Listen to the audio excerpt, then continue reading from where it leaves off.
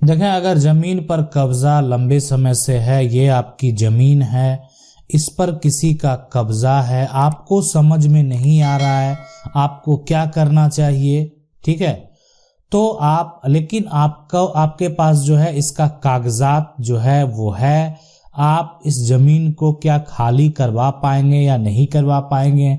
जो व्यक्ति कब्जा किया है वो एक तरह से बाहुबली है, दबंग है, उसका वर्चस्व है, आप उसका जो है सामना नहीं कर पा रहे हैं, ये सभी समस्या है। तो आपको क्या करना चाहिए। और ये कब्जा जो है ये 70 साल से है ना, 60 से 70 साल से है। तो इस केस में आपके पास क्या अधिकार है, आप क्या करेंगे, है ना। तो देखें, एक तो होता है कि जब कब्जा लंबे समय से है, जो भी जमीन है उस जमीन पर अगर कोई व्यक्ति का कब्जा लंबे समय से है तो उस व्यक्ति को भी, और लंबे समय से है, और संपत्ति का मालिक आज तक अपनी संपत्ति को ना ढूंढा, ना किसी प्रकार का कोई कंप्लेन किया, तो कोई प्रकार का कोई समस्या उत्पन्न ही नहीं हुआ। अब सवाल उठता है कि इतने साल के बाद आप उस संपत्ति को ढूंढ रहे हैं, आप उस पर अपना दावा पेश कर रहे हैं, ठीक है, पहली बात। तो क्या आपको अधिकार प्राप्त होगा।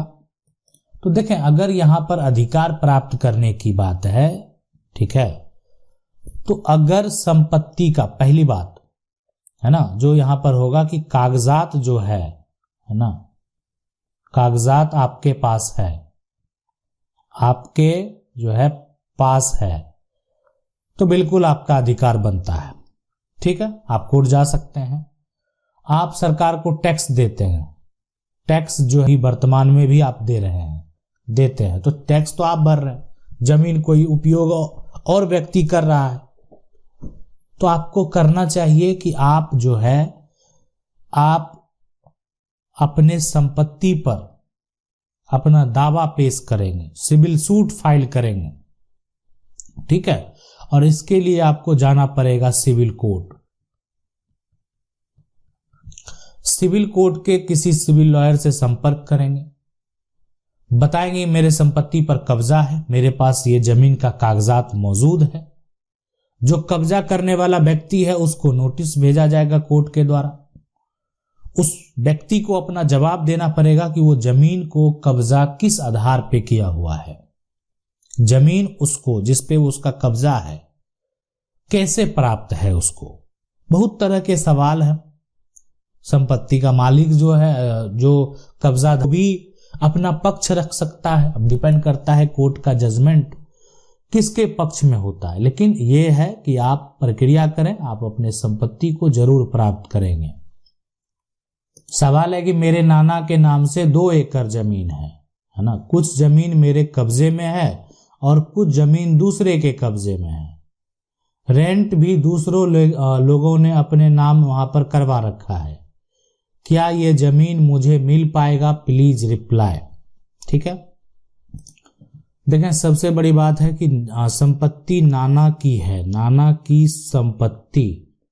अब नाना की संपत्ति में अगर नाना के कोई बेटे नहीं हैं, है ना, बेटे नहीं है, अब इनकी बेटी है, अब बेटी है तो जो है इनकी जो बेटी है, अगर मान लेते कोई बेटा नहीं है तो नाना जो आपके, यानी आप उनके बच्चे हैं, उनके जो बेटी है उनके बेटे हैं, बेटी है, जो भी है, तो आपके, यानी अगर यहां पर आप हैं तो ये आपके जो नाना की जितनी भी संपत्ति होगी वो, इसलिए कि अब नाना के की जो संपत्ति है उसके आप, यानी अपने माँ के जो संपत्ति है, माँ जो है आपकी, वो नाना की संपत्ति के उत्तराधिकारी है, इसलिए वो उनकी बेटी है। नाना का जो संपत्ति है तो उस संपत्ति का हक कौन रखेगा, उनकी बेटी। अब दूसरे लोगों के द्वारा अगर कुछ भी कर लिया गया तो कुछ भी करने से उसकी संपत्ति नहीं हो जाएगी।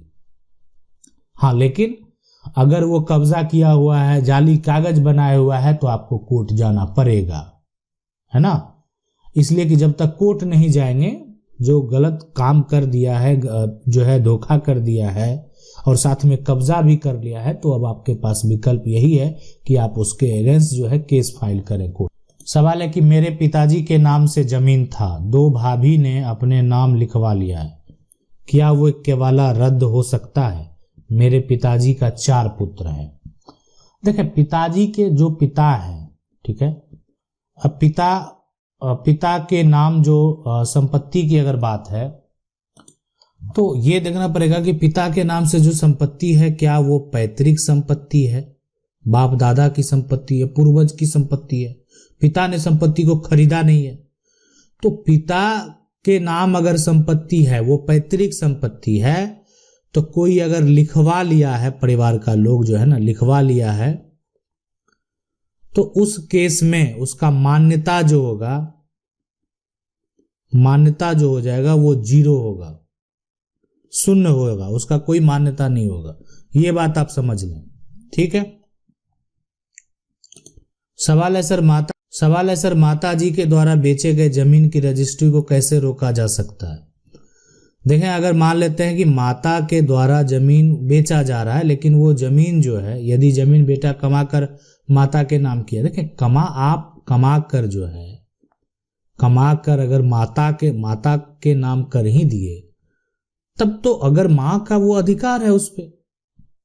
इसलिए कि वर्तमान में देखें, ठीक है, आपके पास आप कोर्ट जाएंगे, दावा करेंगे तो आपको ये प्रूफ करना पड़ेगा कि आपने सारा पैसा कैसे दिया, लेकिन वर्तमान में वो मां की अर्जी संपत्ति कहलाएगी। मां को तो अधिकार है, आप उसको रोक नहीं सकते, है ना।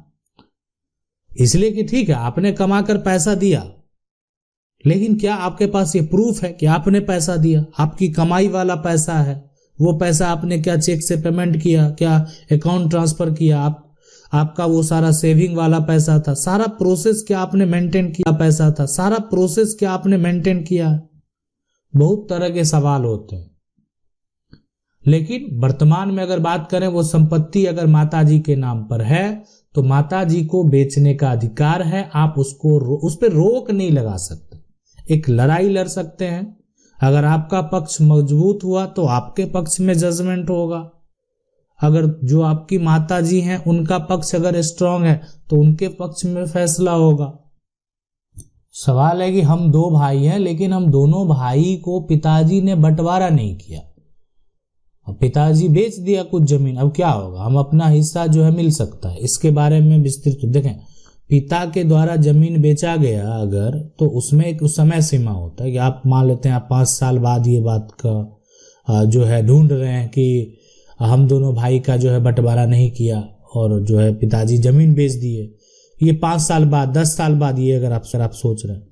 लेकिन अगर ये बात आपका 10 दिन पहले का है, तब जाइए कोर्ट लेकर। पहले का है, रजिस्ट्री हुआ, आप मामला कोर्ट में लेकर जा रहे हैं, दावा कर रहे हैं कि पैतृक संपत्ति है, आपका भी अधिकार है, नहीं बेच सकते पिताजी, तुरंत का मामला है, लेकर जा सकते हैं। विवाद को लेकर कोर्ट में लेकर जाइए, फैसला जो है आपके पक्ष में होगा। लेकिन कब आ रहे हैं आप, है ना, आप जो है आप लंबे समय के बाद अगर आते हैं तो देखें, पिता को ऐसा नहीं कि पैतृक संपत्ति को बेचने का अधिकार नहीं है लेकिन पिता पैतृक संपत्ति कुछ ऐसे कंडीशन है जिसमें बेच सकते हैं, और कंडीशन को अगर वो मेंशन किया जाएगा तो आप समझ सकते हैं कि उस रजिस्ट्री को आप कैंसिल नहीं करवा पाएंगे, और वो कंडीशन अगर साबित हो जाता है कोर्ट में तब भी आप रजिस्ट्री नहीं करवा पाएंगे। लेकिन मामला जब तुरंत का है तो आप अपना दावा पेश कर सकते हैं। सवाल है 1938 में जमीन भी 1938 का है और वो जमीन बिहार सरकार में चला गया। देखें अब कैसे निकलेगी वो जमीन, हाँ सरकार के नाम से चला गया। अब देखें ये जमीन है, अब ये जमीन जो है वो सरकार का नाम अभी शो कर रहा है, तो अब ये जमीन के अलावा भी कोई जमीन अगल बगल में है जो सरकार के नाम बन चुका है, तो इसका मतलब ये होता है कि सरकार के द्वारा हो सकता है कि अधिग्रहण किया गया होगा, है ना, लेकिन आपको पता नहीं है।